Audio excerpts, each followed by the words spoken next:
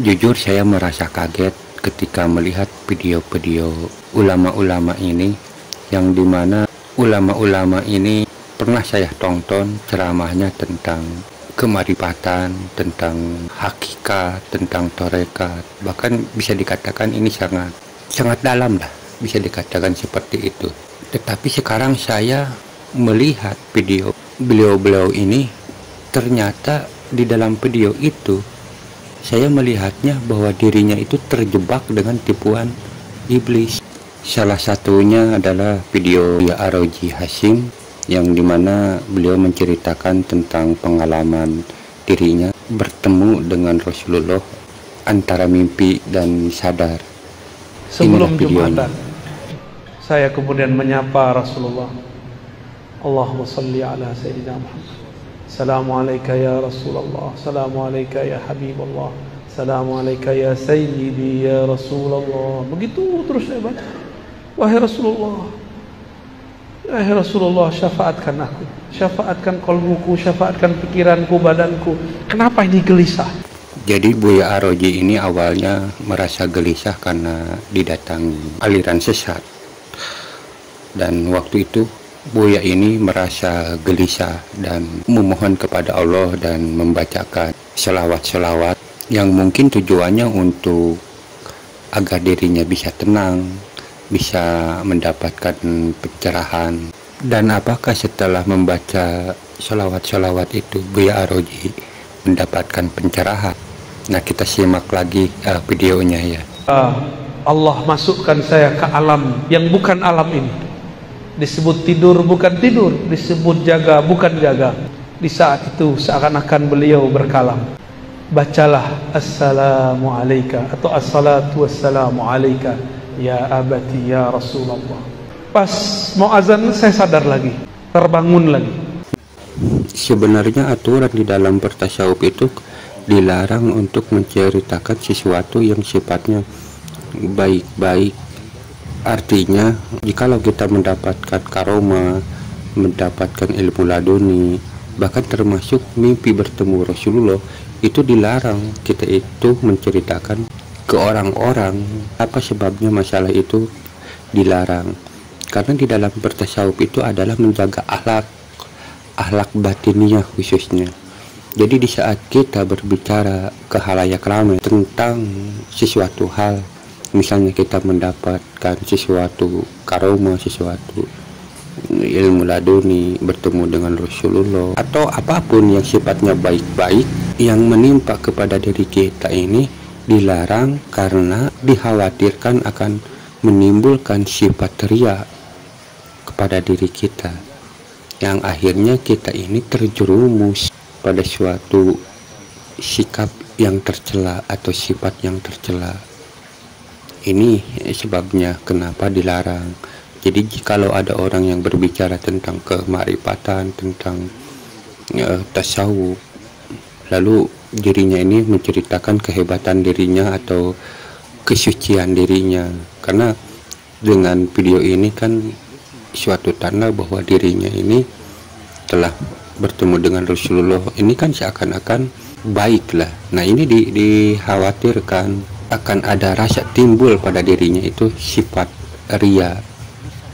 Ini adalah bagian jebakan-jebakan iblis yang mungkin bagi kita yang masih pengetahuannya hanya di bidang syariat-syariat masih kita maklumi. Tetapi kalau diri kita sudah merasa masuk ke dalam pengetahuan tasawuf, atau kita merasa diri kita bertasawuf, maka jika kita demikian, ini adalah suatu kesalahan, kecerobohan kita, kelalaian kita, bahwa kita ini, diri kita ini sudah dibiarkan untuk dijadikan tempat bagi iblis. Untuk Buya Ar-Raji ini sebenarnya tahu kalau menceritakan mimpi ketemu Rasulullah itu adalah dilarang.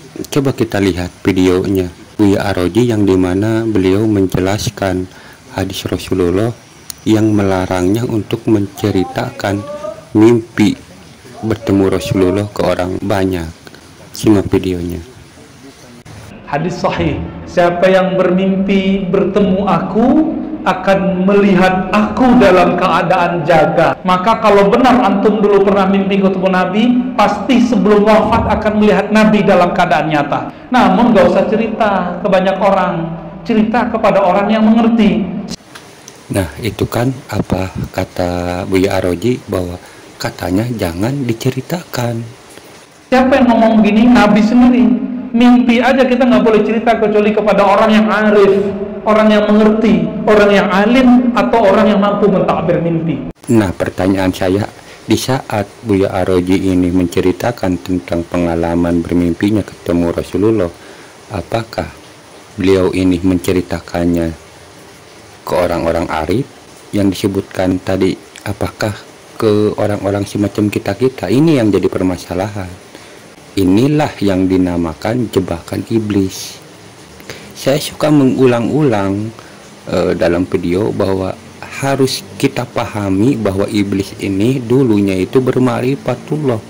Jadi dia memahami benar, memahami betul tentang kemarifatan, tentang tasawuf ini.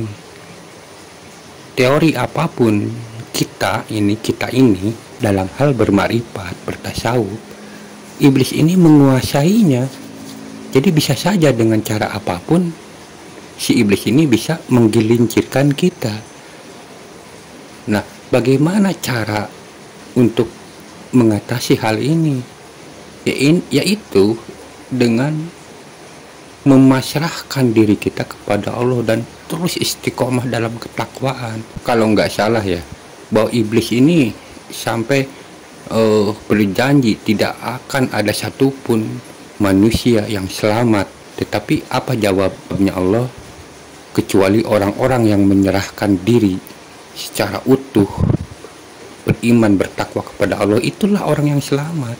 Jadi kita harus hati-hati betul dengan tipu daya iblis ini, karena sekalipun kita merasa diri kita udah bermakrifat, udah ya kayak begitulah, tetap kita harus waspada bahwa iblis lah yang lebih dulu bermakrifat. Dan ini ada satu lagi video yang menurut saya terjebak juga dalam tipu daya iblis. Kita tonton videonya. Saya kok sekarang ini sepertinya diberi kemampuan untuk membaca tubuh setiap orang. Sekali lagi mohon maaf, dari ujung rambut sampai ujung kaki ini saya bisa baca. Sampai punya selingkuhan pun bisa dibaca. Dan akurasinya 95%. Yang tidak akan saya sampaikan cuma satu. Kapan para sahabat meninggal, tahun berapa, gak akan saya sampaikan. Nah, ini pun sama kena jebakannya iblis. Karena seperti yang kita tahu ya, Syekhul Karim ini selalu berceramah tentang kemarifatan, tentang tasawuf. Ya, saya sih bisa saja kalau Syekhul Karim ini mendapatkan kelebihan-kelebihan seperti itu. Cuman masalahnya etika dalam bertasawuf ini adalah menjaga akhlak. Ini yang jadi permasalahannya. Akhlak orang yang bermakrifat itu harus benar-benar menjaga tentang hatinya. Di saat beliau ini menceritakan tentang kelebihan yang beliau rasakan, atau dirinya ini kan merasa mengaku bahwa dirinya ini merasa mendapatkan kelebihan. Nah, apakah dengan menceritakan hal ini kepada orang lain, kepada umum, kepada orang banyak, ada rasa ria enggak? Ini mesti dipertanyakan oleh dirinya sendiri. Ya mungkin kalau ditanya ke orang lain sih enggak masalah, tetapi etika atau aturan dalam bertasawuf, aturan dalam bermakrifat adalah menjaga hati. Ini yang menurut saya ini adalah tanda tanya. Kok bisa sampai berani mengatakan hal itu? Apa tujuannya? Kalau kita amati video-video orang-orang yang suka menceritakan tentang kemarifatan, tentang tasawuf, sebenarnya masih banyak orang-orang yang terjebak dalam tipuan iblis.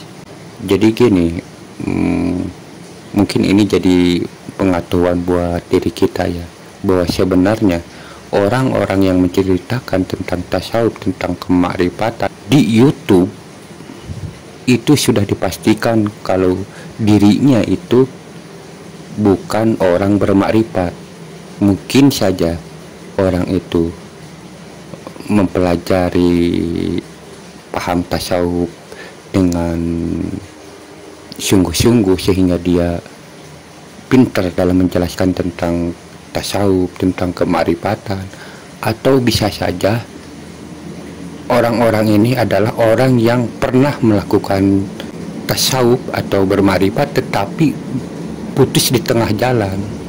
Jadi bisa dikatakan bahwa mereka ini adalah mantan, bisa saja begitu.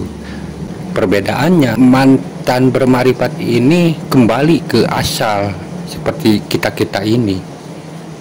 Hanya saja teori-teori dalam bermakrifat masih tersimpan di memorinya. Metode cara berpikirnya masih ada, tetapi intinya sudah hilang. Misalnya mendapatkan kenikmatan, mendapatkan karomah atau laduni, itu sudah tidak mendapatkan lagi. Kalau berpikir, kalau bertapakur, kalau mantan bermakrifat biasanya lebih lama, hampir mirip dengan kita. Beda kalau orang bermakrifat, di dalam tapakur itu ada bantuan dari Allah. Bisa dikatakan ada laduni dalam hal keilmuan, kepahaman. Nah, seperti itu. Saya juga ingin mengatakan bahwa diri saya juga bukan orang bermakrifat.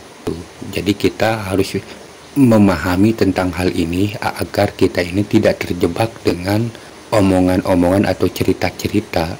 Intinya bukan saya menyuruh untuk melupakan orang-orang ini, atau jadi maksud saya gini, ambillah ilmunya tetapi jangan keterlaluan mengkannya.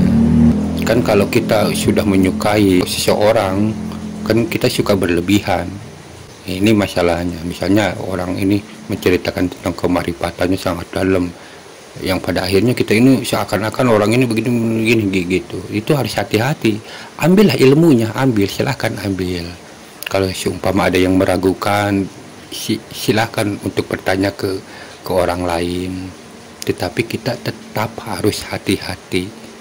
Walau alam bisawab. Assalamualaikum warahmatullahi wabarakatuh.